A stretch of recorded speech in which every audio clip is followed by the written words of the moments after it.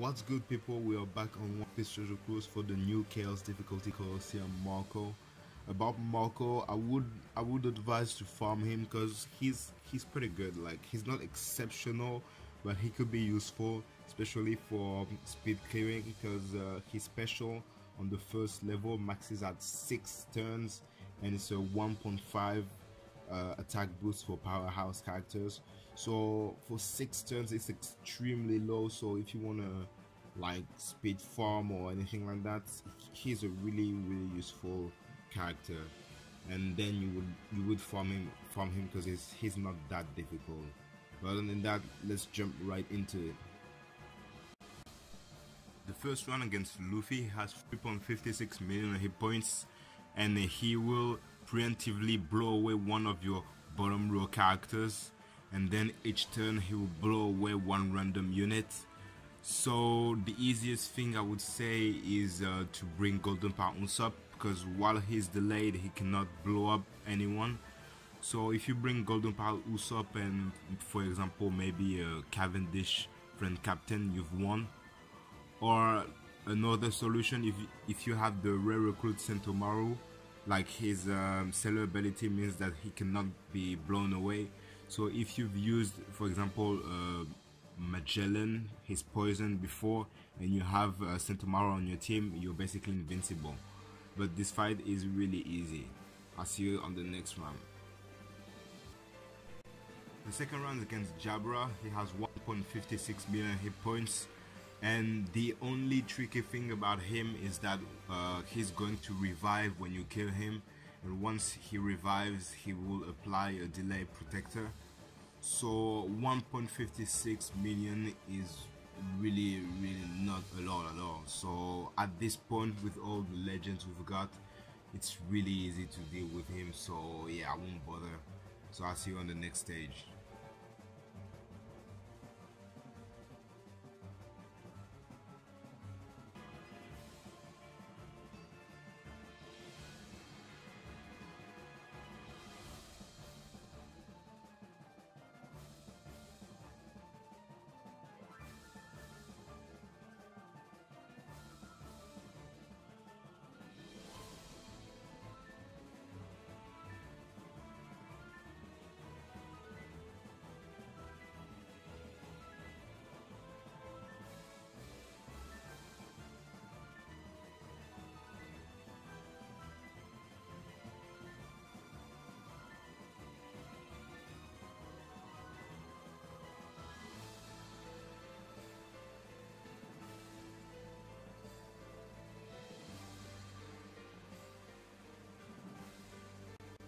Okay, and now we move on to the next round against Hannibal.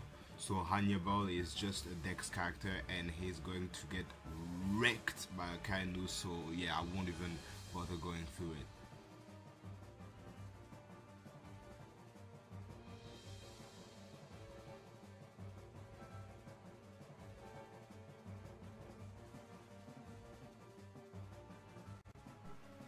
Now we're on round 4 against Monet. She has 3.97 million hit points, and she will preemptively despair both your captains for 5 turns, and the non-side characters will get badly matching orbs, and she will lock the upper right, middle left and bottom right sockets for 2 turns. On turn 1 she will cut your HP by 30% for 3 turns.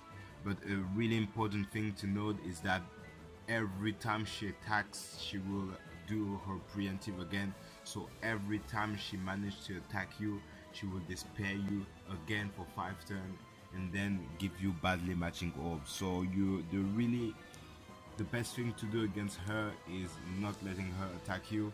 So you should delay her or finish her in 1 turn if you have a despair reducer. But other than that, you're gonna have a bad time. But if you manage to do it, it's an easy clear. And I'll see you on the boss round.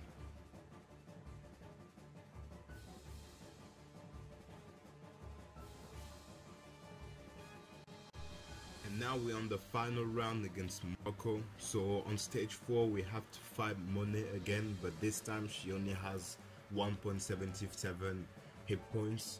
So we brought this nice and sweet Mihawk Zoro team, and we brought this new Zoro we got from the Admiral event, and this Zoro is actually pretty good. I would advise using him a lot because, as you can see, he completely removes the despair, but you have to have level 3 anti-despair in order for it to work. And he also gives us 3 matching orbs which are locked by Monet, so it makes it really easy to kill Monet. And then we go on to Marco. So Marco, he has 3.22 million hit points, and he will preemptively deal 5,000 damage to you. And the thing about him is that he will heal 300,000 every single turn, even if he's delayed, and he will attack you every 2 turns for 8,000. So below 50% he will prevent all debuffs, and below 30% he will attack you for 25,000. But with this Mihawk Zoro team, as you can see, I can clear the stage extremely easily. So this fight should be difficult, but with the new units we've got, it's not as hard as I thought, so you should be able to clear it like fairly easily. But other than that, I thank you guys for watching, and I'll see you next time.